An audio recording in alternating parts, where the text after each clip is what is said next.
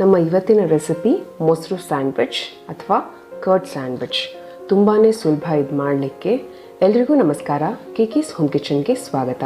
ನಮ್ಮ ಚಾನಲನ್ನು ಸಬ್ಸ್ಕ್ರೈಬ್ ಮಾಡಲು ಸಬ್ಸ್ಕ್ರೈಬ್ ಬಟನನ್ನು ಒತ್ತಿ ಹಾಗೆ ನೋಟಿಫಿಕೇಷನ್ ಬೆಲ್ಲನ್ನು ಕೂಡ ಪ್ರೆಸ್ ಮಾಡಿ. ಈ ವಿಡಿಯೋ ನಿಮಗೆ ಇಷ್ಟವಾದಲ್ಲಿ ಲೈಕ್ ಮಾಡಿ ಹಾಗೆ ಶೇರ್ ಕೂಡ ಮಾಡಿ. ತುಂಬ ಸುಲಭವಾಗಿ ಮಾಡಲಿಕ್ಕೆ ಸಾಧ್ಯವಾಗುವಂತಹ ರೆಸಿಪಿ ಇದು. 10 ರಿಂದ 15 ನಿಮಿಷದೊಳಗೆ ಇದನ್ನು ತಯಾರು ಮಾಡಬಹುದು. ಬೇಕಾಗುವಂಥ ಸಾಮಗ್ರಿಗಳು: ಬ್ರೆಡ್, ಮೊಸರು, ಖಾರದ ಪುಡಿ, ಜೀರಿಗೆ ಪುಡಿ, ಗರಂ ಮಸಾಲ, ಚಾಟ್ ಮಸಾಲ, ಉಪ್ಪು, ಟೊಮ್ಯಾಟೊ, ಈರುಳ್ಳಿ, ಸೌತೆಕಾಯಿ, ಕ್ಯಾರೆಟ್ ಹಾಗೆ ಬೆಣ್ಣೆ. ಇಲ್ಲಿ ನಾನು ಒಂದು ಪಾತ್ರದ ಮೇಲೆ ಸೋಸೋದಕ್ಕೆ ಇದನ್ನು ಇಟ್ಕೊಂಡಿದ್ದೇನೆ. ಇನ್ನು ನಾವು ಇದಕ್ಕೆ ಸುಮಾರು 1 ಕಪ್ ಆಗುವಷ್ಟು ಮೊಸರು ತೊಗೊಂಡಿದ್ದೀನಿ ನಾನಿಲ್ಲಿ. ಇದನ್ನು ಹಾಕ್ಕೊಳ್ಳೋಣ. ಈ ಮೊಸರಿಂದ 3 ರಿಂದ 4 ಸ್ಯಾಂಡ್ವಿಚನ್ನು ಮಾಡಬಹುದು. ಇನ್ನೀಗ ಮೊಸರಲ್ಲಿರುವಂಥ ನೀರು ಸೋಸಿ ಹೋಗೋದಕ್ಕೆ ನಾವು ಬಿಡಬೇಕು. ಹಾಗಾಗಿ 20 ರಿಂದ 30 ನಿಮಿಷಗಳಷ್ಟು ಕಾಲ ನಾವು ಇದನ್ನು ಹೀಗೆ ಇಡಬೇಕು. ಈಗ ಸುಮಾರು 30 ನಿಮಿಷಗಳ ಕಾಲ ಆಗಿದೆ. ನೀರು ಕೆಳಗಡೆ ಬಂದಿದೆ, ಮೊಸರು ಮಾತ್ರ ಸಪ್ರೇಟ್ ಆಗಿದೆ. ಈ ನೀರಿನ ಅವಶ್ಯಕತೆ ಇರೋದಿಲ್ಲ ನಮಗೆ. ಇನ್ನು ನೋಡಿ, ಈ ಮೊಸರನ್ನು ನಾನು ಈ ಪಾತ್ರಕ್ಕೆ ಹಾಕ್ಕೊಂಡು ಇದಕ್ಕೀಗ ಮಸಾಲೆಗಳನ್ನು ಸೇರಿಸ್ಕೊಳ್ತೇನೆ. ಮೊದಲಿಗೆ ಖಾರದ ಪುಡಿ ಅರ್ಧ ಟೀ ಚಮಚ ಆಗುವಷ್ಟು.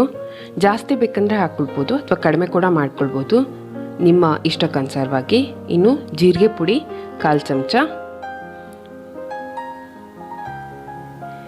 ಗರಂ ಮಸಾಲ ಅರ್ಧ ಚಮಚ,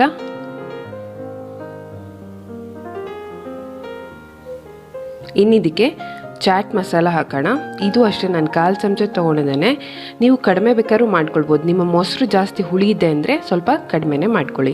ಇನ್ನು ಉಪ್ಪು ನೋಡ್ಕೊಂಡು ಹಾಕ್ಕೊಳ್ಳಿ, ಯಾಕಂದರೆ ಚಾಟ್ ಮಸಾಲದಲ್ಲಿ ಉಪ್ಪಿನ ಅಂಶ ಇರುತ್ತೆ, ಹಾಗಾಗಿ ಜಾಸ್ತಿ ಆಗಬಾರ್ದು. ಅದನ್ನು ನೋಡಿಕೊಂಡು ಹಾಕ್ಕೊಳ್ಳಿ. ಇನ್ನು ಇದನ್ನು ನಾವು ಚೆನ್ನಾಗಿ ಮಿಕ್ಸ್ ಮಾಡ್ಕೊಳ್ಳೋಣ. ಪುಡಿಗಳೇನು ಹಾಕಿದ್ದೀವಿ ಅದೆಲ್ಲ ಚೆನ್ನಾಗಿ ಮಿಕ್ಸ್ ಆಗಬೇಕು. ನೋಡಿ, ಈಗ ಇದು ತಯಾರಾಗಿದೆ.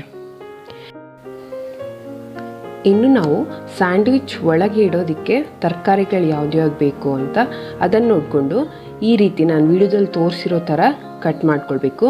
ಇಲ್ಲಿ ನಾನು 1 ಟೊಮ್ಯಾಟೊ, 1 ಸೌತೆಕಾಯಿ, 1 ಅರ್ಧ ಕ್ಯಾರೆಟು ಹಾಗೆ 1 ಈರುಳ್ಳಿನ ಕಟ್ ಮಾಡಿ ಇಟ್ಕೊಂಡಿದ್ದೇನೆ.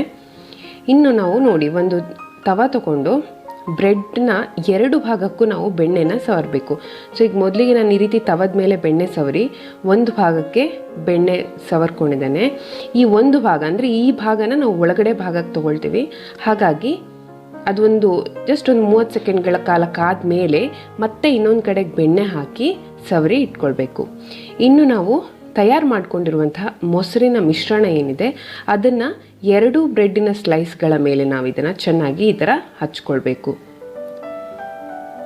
ನೀವು 2 ಕಡೆನೂ ಮೊಸರು ಬೇಡ ಅಂತಂದರೆ 1 ಕಡೆ ಮೊಸರು, ಇನ್ನೊಂದು ಕಡೆ ಹಸಿರು ಚಟ್ನಿ ಇದ್ದರೆ ಅದನ್ನು ಕೂಡ ಹಾಕ್ಕೊಳ್ಬಹುದು.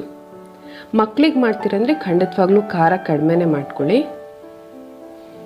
ಇನ್ನು ಚೆನ್ನಾಗಿ ಸವರಾದ್ಮೇಲೆ ತರಕಾರಿಗಳು ನಾವೇನೇನು ಕಟ್ ಮಾಡಿ ಇಟ್ಕೊಂಡಿದ್ವಿ ಅದನ್ನೆಲ್ಲ ಹೇಗೆ ಬೇಕೋ ಆ ರೀತಿ ಇದನ್ನು ನಾವು ಅಸೆಂಬಲ್ ಮಾಡ್ತಾ ಹೋಗಬೇಕು. ಇದಕ್ಕೆ ಬೇಕಂದರೆ ನೀವು ಪನ್ನೀರ್ ಇದ್ದರೆ ಅದನ್ನು ಕೂಡ ಕಟ್ ಮಾಡಿ ಹಾಕ್ಕೊಳ್ಬಹುದು, ನಿಮ್ಮ ಇಷ್ಟಕ್ಕನುಸಾರವಾಗಿ. ಇನ್ನು ಇದ್ರ ಮೇಲೆ ಒಂದು ಸ್ವಲ್ಪ ಚಾಟ್ ಮಸಾಲಾನ ಹಾಕ್ಕೊಳ್ತಾ ಇದ್ದೇನೆ. ಇದು ಕೂಡ ಅಷ್ಟೇ ಕಂಪ್ಲೀಟ್ಲಿ ಆಪ್ಷನಲ್. ಬೇಡ ಅಂತಂದರೆ ಈ ಹಂತವನ್ನು ನೀವು ಬಿಡ್ಬೋದು. ಇನ್ನು ಇನ್ನೊಂದು ಬ್ರೆಡ್ಡನ್ನು ಅದ್ರ ಮೇಲೆ ಇಟ್ಟು ಈಗ ನಾವು 2 ಬದಿ ಕೂಡ ಕಂದು ಬಣ್ಣ ಬರುವಷ್ಟು ಇದನ್ನು ಕಾಯಿಸ್ತಾ ಹೋಗಬೇಕು. ತುಂಬ ಜಾಸ್ತಿ ಉರಿನಲ್ಲೂ ಇಟ್ಕೊಳ್ಬೇಡಿ, ಮಧ್ಯಮ ಉರಿಯಲ್ಲಿಟ್ಟು 2 ಕಡೆ ಕೂಡ ಚೆನ್ನಾಗಿ ಬೇಯೋ ಥರ ನಾವು ಇದನ್ನು ಕಾಯಿಸ್ಕೊಳ್ಬೇಕು. ನೋಡಿ, ಈಗ ಇದಾಗಿದೆ. ಇನ್ನು ಇದನ್ನು ಈ ರೀತಿ ಮಧ್ಯದಿಂದ ಕಟ್ ಮಾಡಿ ಇದನ್ನು ಸರ್ವ್ ಮಾಡೋಣ. ನೀವು ಹಸಿರು ಚಟ್ನಿ ಹಾಗೆ ಕೆಚಪ್ ಯಾವ್ದು ಜೊತೆ ಬೇಕಾದರೂ ಇದನ್ನು ನೀವು ಸರ್ವ್ ಮಾಡಬಹುದು. ತುಂಬ ಸುಲಭವಾಗಿ ಮಾಡಲಿಕ್ಕೆ ಸಾಧ್ಯವಾಗುತ್ತೆ. ಹಾಗೆ ಸಮಯಾವಕಾಶ ಕೂಡ ತುಂಬ ಕಡಿಮೆನೇ ಹಿಡಿಯುತ್ತೆ. ತುಂಬ ರುಚಿಕರವಾಗಿ ಕೂಡ ಇರುತ್ತೆ. ಇದನ್ನು ನೀವು ಬ್ರೌನ್ ಬ್ರೆಡ್ ಉಪಯೋಗ ಮಾಡಿದ್ರೆ ಇನ್ನೂ ಹೆಲ್ದಿಯಾಗಿರುತ್ತೆ. ಈ ವಿಡಿಯೋ ನಿಮಗೆ ಇಷ್ಟವಾದಲ್ಲಿ ಲೈಕ್ ಮಾಡಿ ಹಾಗೆ ಇದರ ಡೀಟೇಲ್ಡ್ ರೆಸಿಪಿಗಾಗಿ ನಮ್ಮ ಬ್ಲಾಗನ್ನು ವಿಸಿಟ್ ಮಾಡಿ.